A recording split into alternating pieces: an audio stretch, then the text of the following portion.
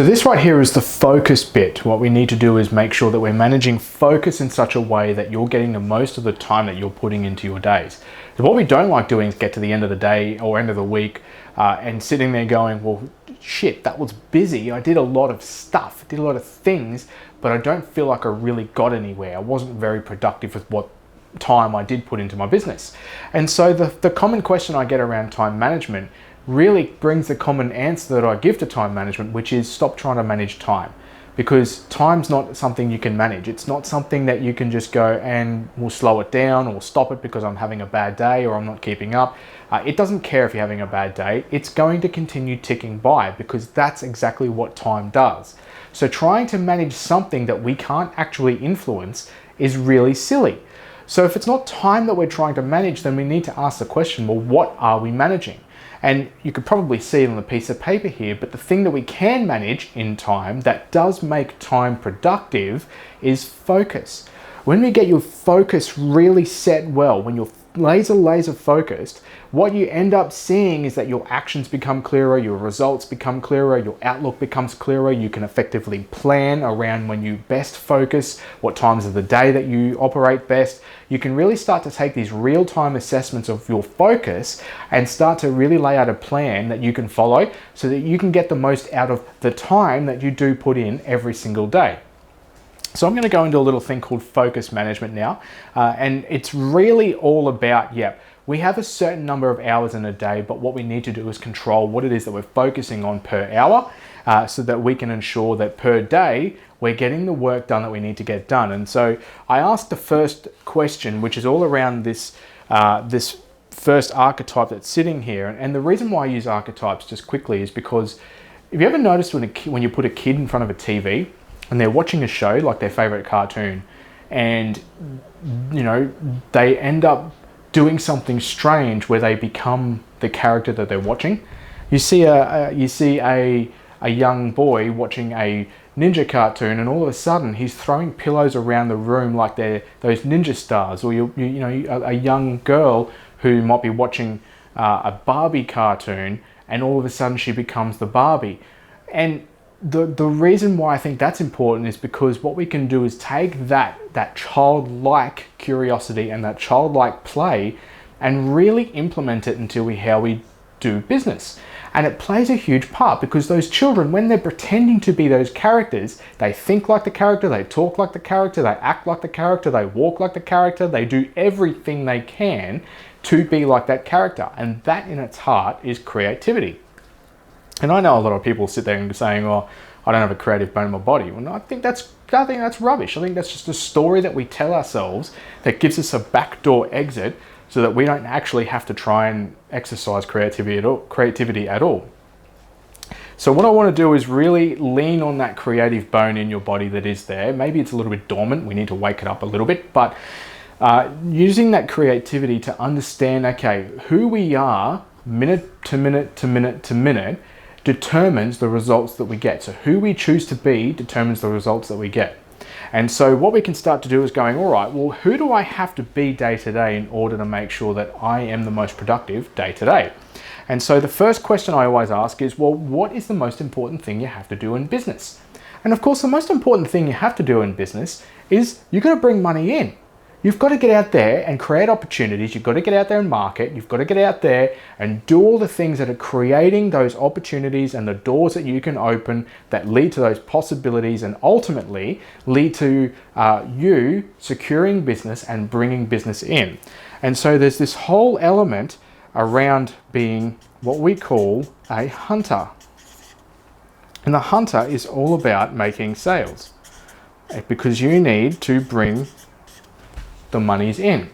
And when you're bringing the monies in, you're able to fund opportunities, you're able to fund activities that's generating more opportunities, which means you can get out there and market, which means you can also get out there and network. And these are the sorts of things that you can do in order to make more money, because you have to. I mean, let's not get funny about money, otherwise money will get funny about you, and You know, where your focus goes, your energy flows. If you focus on the fact that money's being funny, then the energy of that money will flow away. And, you know, that's our fluffy explanation of cash flow. But it's true. If you focus on being really awkward around money, money will just not appear in your bank account. So what we need to do is just be very okay with the fact that, hey, hunting is a part of being in business. It's a part of the art of business. It's a part of having to sell things because you've got to put food on the table. So we call this the hunter. Now, I don't want people just to think hunter, so I want to go out and find clients and shoot them. No, that's not what we're doing. Don't shoot your clients. But what we can do is the next thing, because when you close a sale, you've essentially made a promise, and for that promise, they've given you money. And so what you need to do is pretend to be the next character, which is the next most important thing you have to do in your business, which is the fulfiller. Now, the fulfiller is all about, yep, let's deliver on the promise, right? So I'm gonna write this neatly, delivery of promise. So fulfiller is all about the delivery of the promise. The other thing that we do in fulfiller is client care. We are not in a sales economy. We are in what's called a relationship economy. People like feeling like they're being cared for. People like feeling that people give a shit about them. And so if you can spend time, focused time, actually making sure that you're delivering the promise that you made when you sold them something in your hunting activities, and you're delivering client care so that they feel like they're being cared for and nurtured and guided and led and pushed along this process, then that comes under the fulfiller activity. So the next most important thing we have to concentrate on, is green. Next most important thing we have to concentrate on is what we call the supporter. Now, the supporter, as the name would suggest, you could probably pick it up, is all about doing things like back end. It's all about doing your admin. This is where your books and your accounting and your supplier and contractor management and all the admin and back end stuff comes in. This is under the supporting activities, and the most important thing probably here is systems and processes.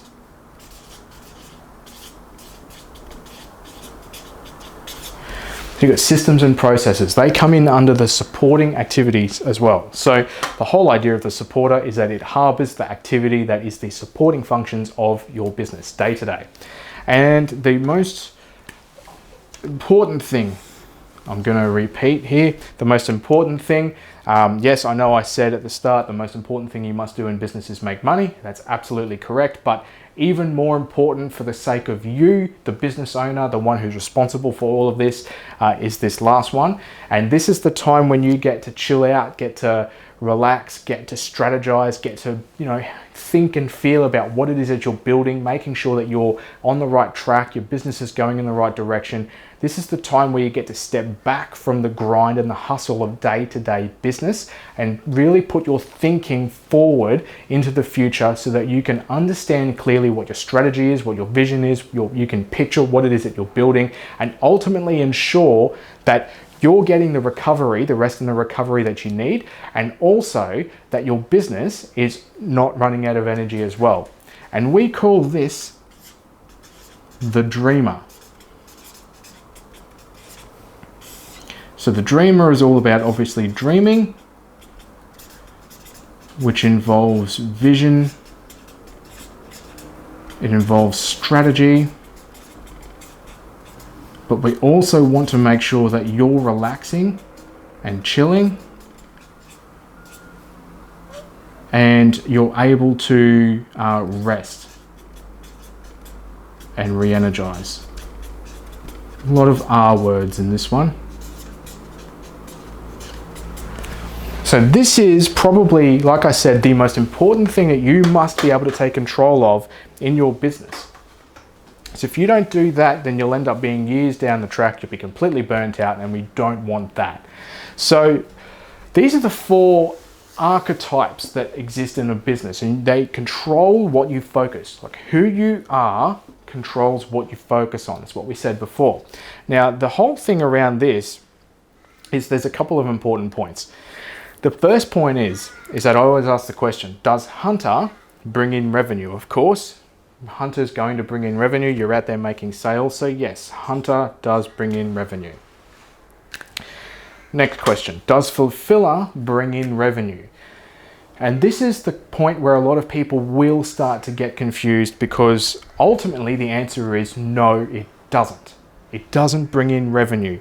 If you don't deliver the job, and of course I'm making an assumption here that you have the skill and the capability to be able to deliver what it is that you sell, so you're not just being a fake. You're actually, what your business is built around is something that you can actually do. So when you sell something, you have to go into Fulfiller. Let's just say someone buys a session off you, if you're a coach or a PT or a consultant or something like that, and you're charging time for money, which is not a good way to do it, by the way. If any coach or consultant or service-based business out there that's going time for money, you buy an hour, I give you an hour, we needed to cut that out, because that's a terrible way to go about this. But anyway, back to this. So if you're in fulfiller mode, someone buys something from you, the time that you're putting into ensuring that you're delivering the promise, that is, you're doing the hour, you're actually delivering the promise, the thing, means that you're not actively out there generating more revenue and hunting. So it's where we start to really understand the division between hunter and fulfiller. They work hand in hand in tandem, but they are not the same thing. Now, if you don't deliver the promise, of course, you're going to lose that revenue. Granted. So be good at what you do and deliver the promise. The other thing that fulfiller could do is it might open up opportunities for you moving forward, as in a referral. That referral, though, isn't a closed sale. So even though an opportunity might be generated, you still have to go out and hunt it, right? So what we need to understand is that fulfiller is not a revenue generating activity. It's just not. If your intent while you're delivering the promise is to make more money from that time that you're delivering the promise, then I would suggest that maybe we need to check the intent, because your intent when you're delivering the promise should be client care, okay, not selling more. So the whole idea is that fulfiller is not a revenue generating activity. Now, common sense tells us this, unless you've got an admin-based business and you're selling administrative tasks, like you're a PA or perhaps you're a VA or something like that. Generally though, as business owners, we don't get paid to do admin, and as nice as it would be, we don't get paid to dream. And so what we can start to see is that just one of these archetypes in our business is the thing that brings in money, and the rest of it doesn't bring in money. So then the question becomes, well, how many hours do you spend on average in your business a week? I've got a bit of a breeze coming in here, so bear with me. It's nice and cool out there and a bit warm in here. So what we say is, well, look, on average, obviously I talk to a lot of business owners, and I'm not facilitating a live room here, but the average that I hear back after talking with many business owners is 60. So 60 hours is essentially the amount of time on average that you'll spend in your business, on your business per week. If you're having a shower and thinking about your business, I count that too. And so, if 60 hours and we can start to go, all right, well, let's have a look at how much time of your time, how much time we're splitting up into these 4 avatars. And when I ask business owners to list out the percentage split of time across these 4 avatars, on average, they'll tell me that 30% goes here. They'll tell me that 30% goes here. They'll tell me that 30% goes here. And then they'll tell me that the 10% that's remaining, they're not entirely sure. So I say, let's direct it into something and make sure that we're making this happen. There we go. We put 10% there. And so when we look at that now, what we can see is the average is that 30% of the time spent in the business per week is doing the thing that's making money, which over 60 hours times that by 30% gives us 18 hours. Now you can calculate off the back of that an indicative ceiling of your revenue, which would be the number of hours that you spend selling. We can multiply that by your hourly rate. Let's just call your hourly rate, 120 or something an hour is what you might average out at. So 18 times 120. And if I just quickly grab my calculator so I can just check my figures here. 18 times 120 is 2,160. Is 2,160 per week. We know, we work hard. On average, it's 44 weeks a year, but we're really hustling and grinding. So we're going over 48 weeks a year, let's just say. So this is going to calculate our maximum. Our maximum then comes in at about 103K. When we minus things like tax, when we minus COGS, when we minus the fact that the tax office will come to us next year or next quarter and say things like, you now have to pay tax moving forward, thank you very much, that sort of stuff, we can start to really bring that down, and you end up your maximum revenue for someone who's just by themselves on average is around 80K. And this is why that every sole trader that I speak to, you can just about bet that a one man or maybe a 1.5 person business or perhaps a 2-person business, their first ceiling will be about 80K. It'll be about $80,000, and they generally won't go above that $80,000 to $100,000 range. So there's multiple things that we can do in order to get around that. Generally speaking, we can decrease our supporter. We won't decrease our dreamer. We can decrease our supporter, which is to say, let's bring on an admin resource. We can also increase our hunter, but to increase our hunter, we'll increase our fulfiller, which means we need to find time coming into supporter. Generally speaking, for a business owner, 80K is not enough to fund an admin resource. So that's why, generally speaking, the first person or admin person that is in the business becomes the partner, the brother, the sister, whatever it is. And so off the back of that, now we can start to go, all right, where is my time percentage split across these four? We can start to look at how many hours exactly that you are putting into your business, and then we can start to calculate what your capacity is, your top line capacity in your business is. And then that starts to tell us our strategy moving forward with how we start to grow and move and shake this business so that it can start to do more. The other awesome the other awesome part about this is that now you can start to say things like, hey, now I want to hire someone. So let's just say here's our someone that we want to hire. The question is, well, who do you have to hire, right? So we have to hire. The question is, who do we have to hire? Well, now we can start to go, what are your strengths? What do you like to do? Are you a salesperson? Do you love doing that? Do you love being in delivery? Are you more admin and systems related? Or do you just want to be in strategy mode and do that?